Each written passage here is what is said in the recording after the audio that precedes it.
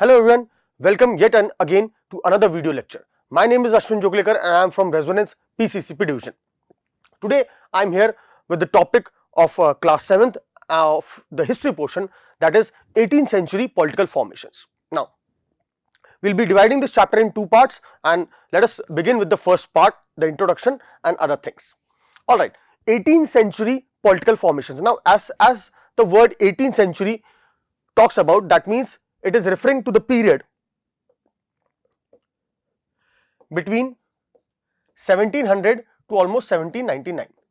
Okay, 18th century is referring to this period. So there were a lot of changes which were happening at that time in India. Now the major event which happened was the death of Aurangzeb.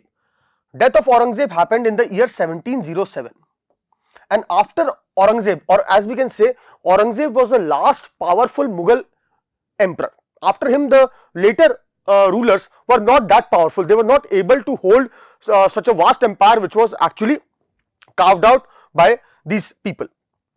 So there was a decline in the Mughal empire, and what were the reasons and how new states emerged, that all we will be looking at in this chapter. Alright. So first, as you can see here, Shivaji assumed the title of Chhatrapati in 1674. Death of Aurangzeb, third battle of Panipat in 1761 between the Marathas and Ahmad Shah Durrani, and Bahadur Shah Zafar ascended the throne in 1837. Alright. So introduction, the decay of Mughal empire started during the last 25 years of Aurangzeb's reign or rule. There were serious revolts of the Jats, the Satnamis and the Sikh because of his religious policies and his continuous warfare. The rise of the Marathas in the Deccan also shook the very foundations of the Mughal empire. Thus, though Aurangzeb was a great Mughal emperor, he failed to leave behind a strong. Aurangzeb being a emperor, that is, he was able to capture the vast areas of the territory, but he failed to leave behind a strong and secure empire as he had inherited. तो जो उनको empire मिला था अपने पूर्वजों से, वो अपने फर्दर आने वाली जनरेशंस को वो देख के तो जरूर गए, बट उनकी जनरेशंस उसको होल्ड नहीं कर पाई. Alright, so this is the probably the boundary, which again this dotted line is showing the boundary of the Mughal empire in the north, and then you can see in the south till here. So Hyderabad, Marathas are here, then Gujarat, Malwa, Gwalior, Agra, Lucknow, Awadh, Bengal, Murshidabad, Jats, Sikhs and all these. Okay, this is also one more map which shows about the territory under British control, that is the mid 18th century, that is in between your 1750s. Now as you will see in your next class, that is class 8th, you will discuss about Battle of Plassey, which happened in the year 1757, alright, and how British then started capturing or taking over the Indian subcontinent. Alright. Now let us first look at the causes of the decline of the Mughal empire. Now some of the few important points which are mentioned here are: later Mughals, that is after Aurangzeb. Bahadur Shah, Aurangzeb's eldest son, ascended the throne in AD 1707 after the death of Aurangzeb. Now he was already 65 years old and died in AD 1712. Then after that a bitter war of succession ensued, in which Sayyid brothers Hussain, Ali and Abdullah, this is Hussain Ali, the two powerful nobles had turned into kingmakers. Their conspiracies weakened the empire. The later Mughals were incompetent. They are not as good rulers and did not have the skills to rule over such a vast empire. In AD 1719, the Sayyid brothers placed Muhammad Shah on the throne. Under Muhammad Shah, province after province, that is the Deccan, Awadh, Bengal and Rohilkhand. The Deccan province, Awadh, Bengal, Rohilkhand slipped out of the Mughal control. They started asserting their own independence. The governors of these provinces became independent rulers. The Mughal empire shrunk in size. It comprised now only a few areas around Delhi. Foreign invasions: in 1739, Nadir Shah invaded India, which again left India, brought further devastation on this empire. The ruler of Persia, Iran, defeated the Mughal army at Karnal. He then proceeded to Delhi. The incompetent Mughal emperor offered his entire treasure to the invader. Nadir Shah's occupation of Delhi resulted into a slaughter of thousands of innocent people of Delhi, and Nadir Shah returned home laden with immense treasure, including the famous peacock throne and the Kohinoor diamond. Other reasons, okay, Nadir Shah's invasion had exposed the weakness. Now, because the Mughal armies were not able to fight off Nadir Shah's army, so therefore it exposed the weakness of the Mughals. It encouraged later on Ahmad Shah Abdali to invade India. Ahmad Shah Abdali was again the ruler of Afghanistan. In AD 1757, he advanced into India as far as Delhi. In AD 1759, he finally conquered Punjab. Mughals were forced to seek the help of Marathas against the Mughals, the oncoming or incoming Mughals. Therefore, a battle between Ahmad Shah Abdali and the Marathas was inevitable, which happened, and that is what we call Ahmad Shah Abdali defeated the Maratha army at the Battle of Panipat, and this is known as your third Battle of Panipat. Now, if you remember, we have already seen two more battles of Panipat, which were third Battle of Panipat. Alright, of Panipat.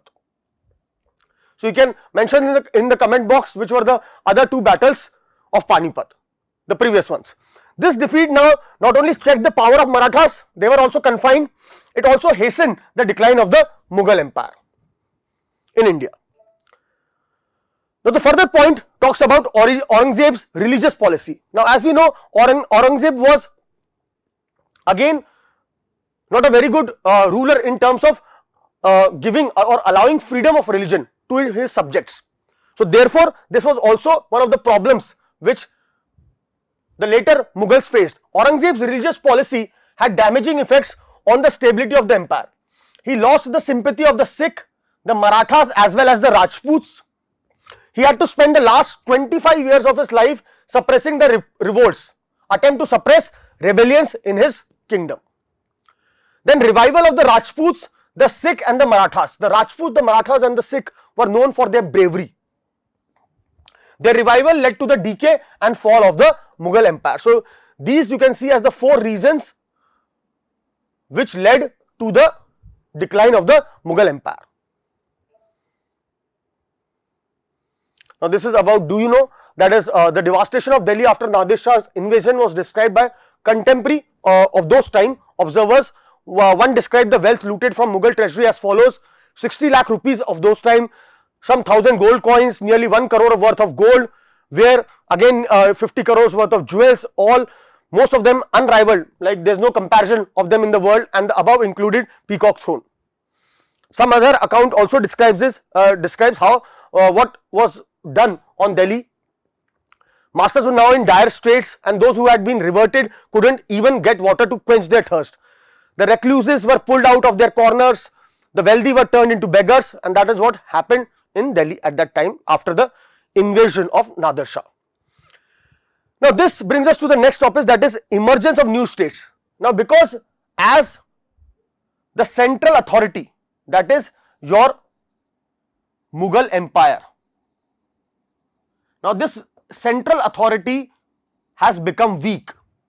So, therefore, now the subordinates who were earlier under the Mughal Empire started asserting their own independence. That is, we are now free from your clutches.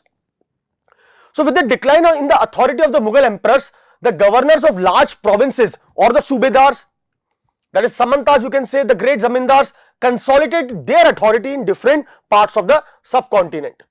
Through the 18th century, the Mughal Empire gradually fragmented into a number of independent regional states. That is, broadly speaking, the states of 18th century now can be divided into three overlapping groups. Overlapping, which is one on top of the other, overlapping groups. First is states that were old Mughal provinces like the Awadh, Bengal, which were under the control of the Mughal and which now had asserted their own independence or became independent.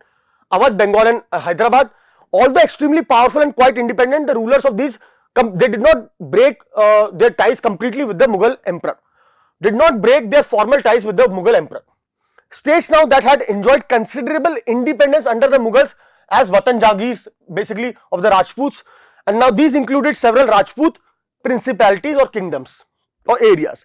The last group included states under control of now Maratha, Sikhs and others like the Jats.